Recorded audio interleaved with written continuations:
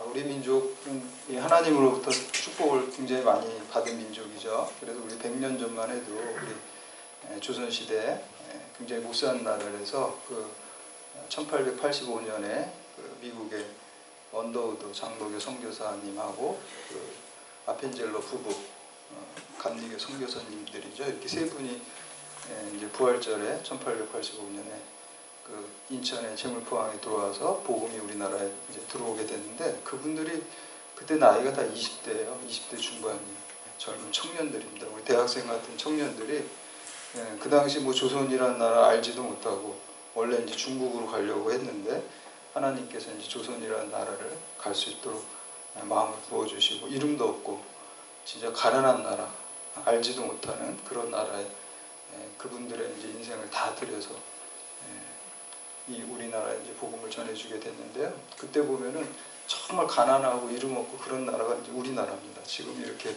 하나님 축복받아서 잘 살게 됐고요. 그리고 이제 우리 한국 교회는요, 그 민족교회였어요. 그렇다고 해서 무슨 국수주의처럼 다른 배타하는 그런 민족주의가 아니라요. 이 민족을 맡은 거죠, 우리가. 그래서 여러분들 한국 교회 이제 금요 심야기도의 일반 기도 제목은 다 똑같아요. 어느 교회나 나라 민족으로 한 기도예요. 그렇게 이제 나라 민족으로 해서 우리 한국 교회가 기도해서 우리나라가 이렇게 경제 성장도 했고, 그리고 민주화도 이뤘고, 정말 한국이 세계에 굉장히 호감받는 그러한 나라가 되었습니다. 한국 교회가 같이 했고 기도했기 때문에 하나님께서 축복하신 걸로 믿습니다. 아멘. 이제 앞으로도 과제가 더 있습니다. 지금 교회가 한국 교회가 많이 어려운 가운데 있고요. 그리고 이제 우리 서집사님 기도해 주신 것처럼 이제 대선을 위해서도 뭐 어느 편을 위한 게 아니라 하나님 편을 우리가 쓰는 거죠. 하나님 뜻이 이루어질 수 있게 해달라고 기도하시고, 또 이 나라의 공의가 세워질 수 있도록 기도하셔야 됩니다. 아멘. 여러분들, 우리의 본래 국적은 천국 국적이고요. 한국이라는 데는 임시 국적으로 일단 교구로 주신 거예요. 우리가 세계 열방으로 해서 우리 큰 교회 가면은 부목사님들, 교구 목사님들이 있잖아요. 그 목사님이 전체 그 교회 목사님이면서 동시에 맡은 교구를 또 집중하잖아요. 똑같습니다. 우리가 세계 열방으로 해서 복음화를 위해서 기도하고 노력하지만 한국은 우리가 맡은 교구입니다. 그런 의미에서 이제 민족교회라는 거예요. 배타적인 민족주의가 아니라. 그래서 이거를 우리가 이 교회를 먼저 맡고 우리가 우리나라를 위해서 여러분 기도하시기를 바랍니다. 네. 예수님께서 기도하신 그 말씀, 이 기도의 내용이 다 나온 게 요한복음 17장 말씀이에요. 예수님의 기도 내용이 다 나왔는데요. 한 장 내내 예수님의 기도인데 결론은 그겁니다. 하나 되게 하소서예요. 아버지와 내가 하나인 것 같이 저들이 하나 되게 하소서, 이렇게 기도하셨어요. 성령은 하나 되게 하는 영이고요. 악령은 갈라지게 하는 영. 우리나라도 지금 너무 많이 이렇게 갈라져 있는 것 같아요. 굉장히 마음 아프고, 갈라져 있는 것을 좋아하는 사람은 아무도 없습니다. 힘든 거예요. 우리 그리스도인들이 하나 되게 해달라고, 공의롭게 하나 되게 해달라고 그 기도를 반드시 여러분들 하시기를 바랍니다. 그래서 한국교회가 이제 뭐 여러 가지 지탄도 받고 그런 것들에 있어서 좀 억울한 면도 있어요. 악의적으로 그렇게 된 면도 없지 않아 있다는 걸 저도 압니다. 그러나 우리는 그거 보지 말고 우리가 잘못한 거를 이번 기회에 되돌아보고 고쳐야 된다라고 생각을 합니다. 그래서 제가 야고보서가 꼭 필요하다라는 걸 생각을 했습니다. 우리가 바닷물이요, 그 염분이 2.7%밖에 안 된대요. 근데 2.7%밖에 안 되는, 3%도 안 되는 그 염분이 바다를 썩지 않게 하고 짜게 만들 수 있다는 거예요. 그 97%를 다 영향을 미치는 거예요. 종교사회학자들은요, 한 나라의 어떤 종교가 10%만 있으면 그 종교가 추구하는 방향으로 그 나라가 움직인다고 그랬어요. 근데 우리나라는 25% 기독교인이라고 이렇게 자랑했었잖아요. 25%인데 과연 기독교에서 추구하는 사랑과 정의와, 사랑의 사회적 형태가 정의입니다. 우리가 개인적으로는 이렇게 사랑하지만 그거를, 사랑을 사회적으로 국가적으로 하는 거는 정의로 드러나는 거예요. 그리고 정의가 개인적으로 오면 사랑이 되고요. 그래서 사랑과 정의는 동전의 양면이에요. 그래서 우리가 사랑의 하나님, 정의 하나님 얘기하는 거거든요. 그래서 이 나라의 정의를 이루어가는데 기독교인들이 앞장서야 되는 거 당연한 겁니다. 그게 사랑의 하나님이고 그게 또 사명입니다. 그리고 그걸 위해서 기도를 해야 되는 것이죠. 그런데 이제 우리 기독교인들이 그렇게 하지 못했어요. 그리고 기복주의적인 신앙에만 빠져 있었어요. 여러분 어린아이 이제 유치원에 이렇게 보내면 우리가 자녀를 낳아서 거기서 아이가 영어를 배워 갖고 왔어요. 그래가지고 유치원 갔다 와가지고 엄마 아빠 나 영어 배웠어요. 그리고 ABC를 막 하는 거예요. 얼마나 기특해요. 야 ABC를 하고 영어를 하는구나. 근데 얘가 초등학교 가가지고 엄마 아빠 영어 제가 또 할게요. ABC를 하는 거예요. 중고등학교 가서 또 ABC를 하는 거예요. 대학교 가서 ABC를 해요. 심각한 거죠. 우리 한국교회가 그랬습니다. 한국교회가 처음에는 우리가 기복신앙으로 시작할 수 있습니다. 그런데 그렇게 되지만 성숙해져야 돼요. 성숙해져야 되고 우리가 그 영어에도 초급반이 있고 중급반이 있고 고급반이 있는 것처럼 신앙에도 똑같습니다. 초급반이 있고요, 중급반이 있고 고급반이 있습니다. 야고보서는 그 신앙의 중급 고급반입니다. 그래서 우리가 야고보서는 행함이 있는 믿음, 성화의 믿음. 그래서 이제 존 웨슬리 목사님이 제일 좋아하는 성경 중에 하나가 야고보서예요. 웨슬리 목사님은 성화를 강조했잖아요. 행함이 있는 믿음을 강조했잖아요. 야고보서를 굉장히 좋아하셨거든요. 그래서 이제 오늘부터 이제 야고보서를 행함이 있는 성숙한 신앙 그리고 강조한 것을 통해서 한국 교회가 또 성도들이 새로워지고 다시 한번 한국 교회가 이 사회를 주도하고 특별히 이제 20대 청년들이 굉장히 없어요. 3% 정도밖에 안 된다고 그러더라고요. CCC 통계에 보니까 3%면은 미전도 종족이에요. 선교학에서. 그러니까 한국의 대학생들은 미전도 종족입니다. 우리 경찰대학도 그렇고요. 이 청년들이 미전도 종족같이 우리가 선교해야 되고 또 기도해야 되는 그 사명인 줄 믿으시기를 바랍니다. 그래서 여러분들이 선교사예요. 이 대학에서 이제 대학생들도 이렇게 선교해야 되고 그래서 미전도 종족 여기 우리가 파송돼 가지고 와 있는 거라고 생각하고 전도해야 됩니다. 우리 성경에 보면은 야고보라는 인물이 4사람이 나와요. 예수님의 그 제자 중에 2명이 나오는데요. 세베대 아들 야고보, 알페오의 아들 야고보 이렇게 나옵니다. 근데 세베대 아들 야고보가 제일 유명해요. 3사람 주로 데리고 갈 때 베드로, 야고보, 또 요한 이렇게 데리고 다녔죠. 그 야고보가 바로 세베대의 아들 야고보입니다. 그리고 또 이제 사도 유다의 아버지 야고보라는 분이 있었고요. 또 하나는 예수님의 육신의 형제인 야고보 이렇게 이제 4사람이 나와요. 근데 이제 유다의 아버지 야고보하고 그 알페오의 아들 야고보는 그렇게 이 책을 쓸 만큼 비중이 있는 사람은 아니었어요. 그러니까 2사람 중에 하나거든요. 그 예수님의 그 제자 중에 세베대 그 아들 야고보하고 예수님의 육신의 동생 야고보 이 둘 중에 한 사람이 썼을 텐데 이 세베대의 아들 야고보는요 그 12사도 중에서 가장 먼저 순교를 당한 사람이에요. 우리가 사도행전 12장에 보면은 헤롯에게 의해서 이제 목이 잘려져 나갔다고 그러고 베드로를 잡아넣었다고 그런 구절이 있잖아요. 그 야고보가 세베대 아들 야고보예요. 그러니까 12사도 중에서 가장 먼저 순교를 당했기 때문에 이 야고보서를 쓸 수가 없었습니다. 이미 순교를 다 했기 때문에. 그럼 남은 사람은 이제 한 사람인데 주의 형제 예수님의 그 동생이 되겠죠. 마리아가 낳은 그 아들이 바로 이 야고보서의 저자입니다. 그래서 마태복음 13장 54절에 보면 이는 그 목수의 아들이 아니냐 그 어머니는 마리아 그 형제들은 야고보 요셉 시몬 유다라 이렇게 나옵니다. 여기서 이제 유다는 유다서 쓴 동생이고요.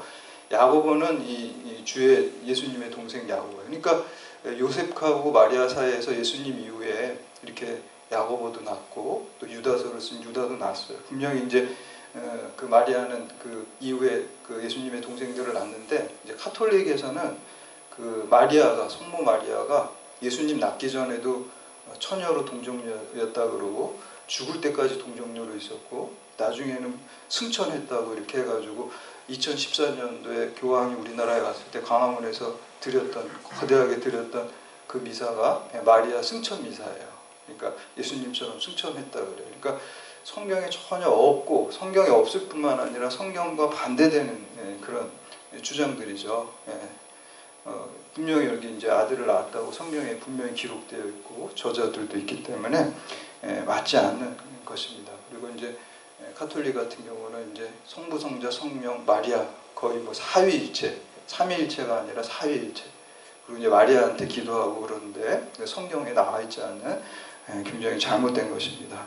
그래서 이제 야고보서의 저자인 이 친동생 야고보는요, 예루살렘 교회에서 목회하고 있었어요. 그래서 이제 요즘으로 이제 좀 따지면은 무슨 광화문의 세문안교회, 무슨 또 정동제일교회 뭐 이런 담임 목사님이 아주 역사가 있고 서울의 한 중심에 있는 교회 담임 목회를 이제 하고 있었고요.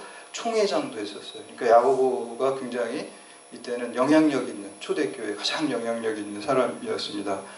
이때 이제 그 편지의 양식이요, 수신자, 발신자가 나오고 문안 인사를 드리는 게 항상 편지의 형식이에요. 그러니까 오늘 본문에 보니까 발신자, 편지를 쓰는 사람은 야고보였고 그 편지를 받는 사람은 12지파, 디아스포라, 흩어져 있는 12지파에게 보내는 것을 볼 수가 있습니다.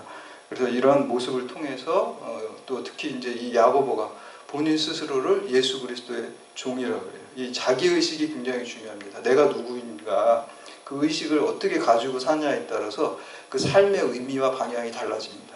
근데 예수 그리스도의 종이라는 의식을 가지고 살았어요. 그래서 오늘 이 말씀 통해서 우리들도 이 야고보처럼 예수 그리스도의 종이라는 그러한 신앙적 의식을 가지고 믿음으로 또 승리하신 여러분들 되시기를 축복합니다. 첫 번째, 야고보는 예수 그리스도를 자기 인생의 주인으로 모셨습니다. 우리 1절 말씀 함께 공독합니다. 1절 시작. 하나님과 주 예수 그리스도의 종 야고보는 흩어져 있는 12지파에게 문안하노라. 아멘. 여기서 이 예수님이 자기 친형인데도 불구하고 본인을 자기를 종이라고 그랬어요. 이 종이라는 거는 그리스어로 이제 둘로스라는 거거든요. 노예라는 뜻이에요. 노예는 당시에 뭐 아무 권한도 없어요. 어떤 소유물 같은 거예요. 어떻게 보면 그냥 주인 마음대로 하는 게 노예거든요. 이 노예제 사회에 있어서.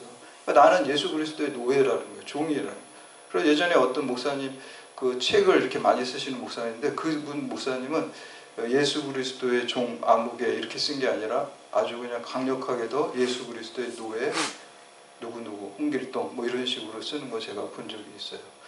그래서 그 노예라는 의식을 가지고 살았다는 것이죠.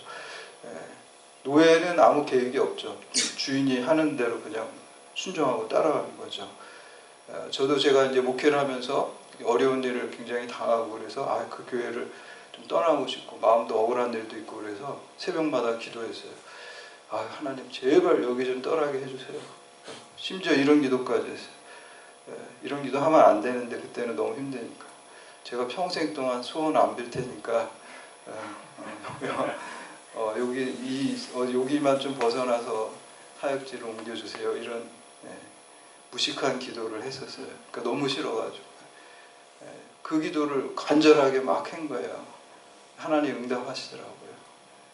옮겨주신 게 아니라 응답을 하시는데 제가 20년 전에 제가 고등학교 때 하나님께 산 제물로 드린다고 소원 기도한 거 생각나게 하시더라고요. 갑자기 다 잊어버렸던 기도 몇십 년 성령께서는 생각나게 하시는데 옛날 기도를 생각나게 하시면서 야, 너 20년 전에 나한테 지금 다 바쳤는데 그거 내가 너 죽이든 살든 내 맘대로인데 너 힘들다고 해서 왜 네 길을 네가 주장하냐? 네 길 주장하지 말라. 이렇게 이제 그런 응답을 받은 거예요. 그러니까 제가 할 말이 없죠. 나는 20년 전에 다 산 제물로 드렸다고 그래 놓고 이제 내가 힘들다고 해서 나 저기로 가게 길을 주장하는 거죠. 그런데 그 응답을 받고 제가 그렇게 다시 기도를 했습니다. 그러면 제가 순종을 할 테니까 너무 힘드니까 이길 수 있는 힘을 주세요. 기도가 바뀌어졌죠.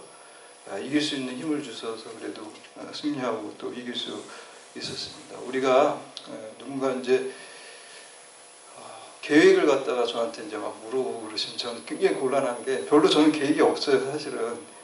물론 이제 눈앞에 있는 오늘 주어진 거 여기 경찰대학교에 내 양을 먹이라 그랬으니까 이거 주님의 양이니까 열심히 기도하고 이분들로 해서 이분들 말씀 잘 준비해서 영양식 먹이고 그냥 그거밖에 없어요. 단순합니다. 미래에 막 물론 제가 생각하는 건 조금 있어요. 근데 느슨해요. 내가 이거 아니면 안 된다는 게 없어요. 왜냐하면 그게 하나님 뜻인지 아닌지 모르기 때문에. 여러분 그 내 스케줄을 쫙 말할 수 없는 거죠. 종이 아침에 주인하고 조회하는데 저 주인님 제 오늘 몇 시에는 뭐하고 몇 시에 스케줄 쫙 자기 스케줄 얘기하는 종이 어디 있어요. 그냥 무조건 듣는 거예요. 종은. 주인이 얘기하면 주인이 얘기한 게 스케줄이에요. 자기 일정인 거예요. 그러니까 사실 저는 뭐 미래 이런 계획이 이제 물론 이제 주의 일을 위해서 내가 순종해서 그 계획밖에 없이 뭐 구체적으로 뭐 어떻게 하겠다 이런 계획은 사실 별로 없습니다. 그냥 소원하는 바는 있어요. 근데 그 소원하는 바가 제가 좀 쓰임 받고 이렇게 끝까지 하나님 앞에 이렇게 쓰임 받고 싶은 그런 소원이지. 그거를 뭐 어떤 뭐 큰데 뭐 어떻게 하고 뭐 이런 거는 아무 계획도 사실 없어요. 그래서 주님이 나를 기쁘게 쓰시고 주인이 종이 갔다가 저기 밭 좋아 보이는데 저기 가서 오늘 일할게요. 이런 종이 있나요? 그냥 주인이 정해주는 너 저기 가고 딱 정해주면 거기 가서 열심히 기쁘게 하는 겁니다. 그래서 종이라는 걸 항상 주님께서 주시는데 또 계획하는데 내가 따르고 순종하고 기도하는 그 모습으로 살아야 되는 걸 줄 믿습니다. 두 번째는 야고보는 강력한 부활의 증인이었습니다. 그래서 야고보는 예수님이 살아계실 때 예수님을 구주로 믿지 않았어요. 믿지 않았을 뿐만 아니라 미쳤다 그랬어요. 자기네 형이. 정신이 이상하다고 생각했어요. 성경에 나오고 있습니다. 마가복음 3장 21절에 가족들이 예수를 메시아로 믿지 않을 뿐더러 미쳤다고 생각했다고 나오고, 요한복음 7장 5절에는 그 형제들까지도 예수를 믿지 않았다고 나와요. 안 믿었어요. 언제 믿었냐면 부활하신 주님 만나고 믿었어요. 아, 우리 형이 그냥 형이 아니라 하나님의 아들이구나. 정말 메시아구나. 그거를 부활한 다음에 믿었어요. 여러분 사도 바울도 이 공생애 활동하는 예수님 만난 적 한 번도 없어요. 다메섹 도상에서 부활하신 예수님 만나서 부활의 증인이 되고 그 인생이 다 바뀌어졌어요.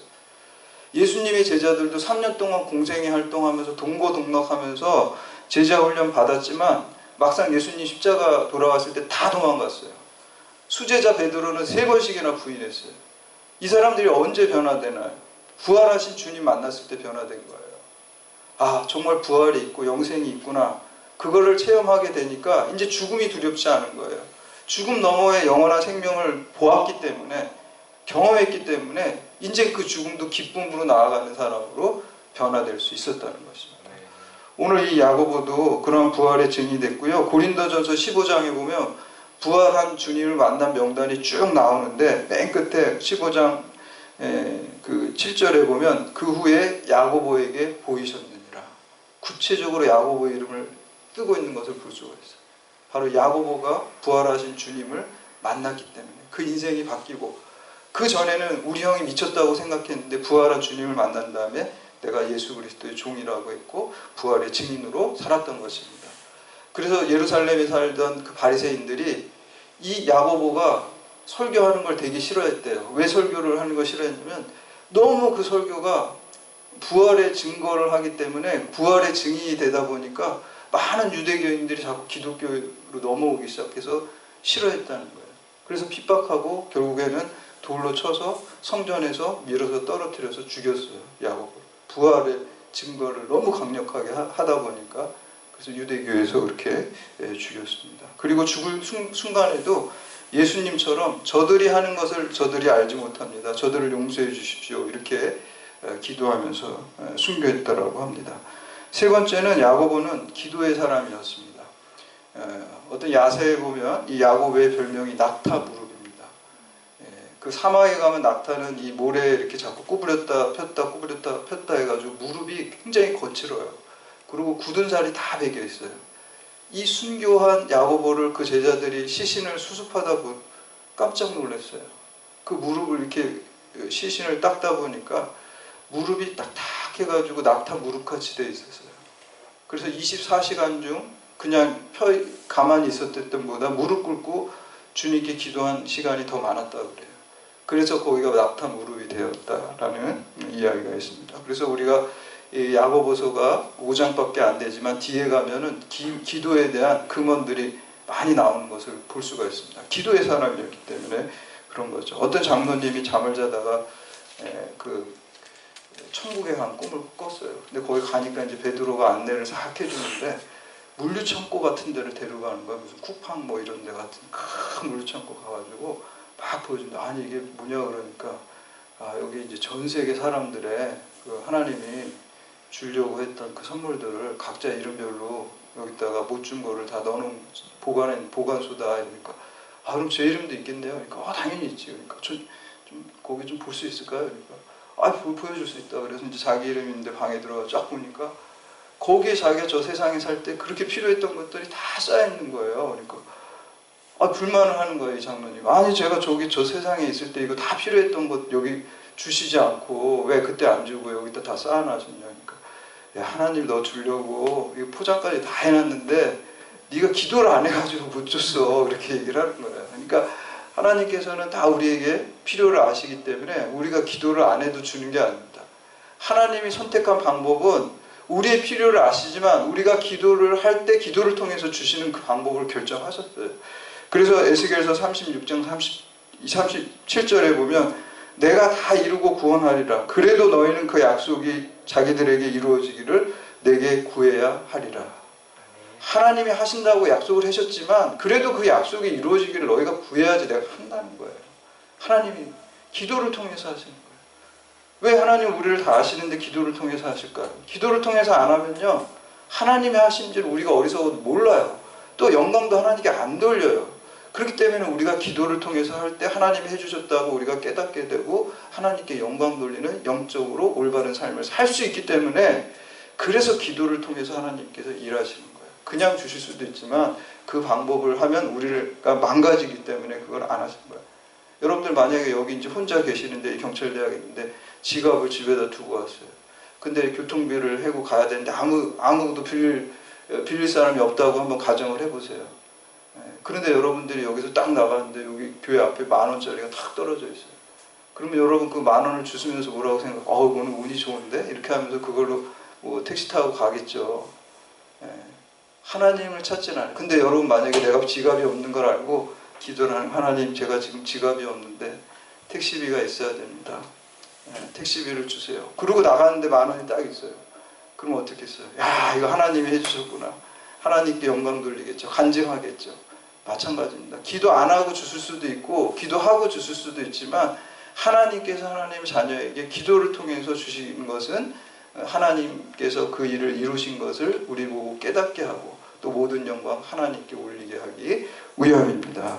그래서 우리가 모든 그리스도인들은 다 예수 그리스도의 종입니다. 종으로 산다는 것은 오직 내 인생의 주인을 예수님으로 삼고 사는 것이고, 그리고 부활의 증인으로 사는 것이고, 그리고 기도의 사람으로 사는 것입니다. 그래서 여러분들 항상 쉬지 않고 기도함으로 하나님의 뜻을 깨닫고 또 하나님이 나를 향하신 계획을 붙들고 거기에 순종할 수 있는 믿음을 가지고 여러분들을 통해서 부활하신 주님이 증거되고 복음이 전파되고 또 믿지 않는 자들이 그리스도에게로 돌아오는데 여러분들이 쓰임받고 축복받고 또 모든 영광을 하나님께 올려드리는 믿음의 신실한 자녀들이 다 되시기를 주님의 이름으로 축원합니다. 아멘.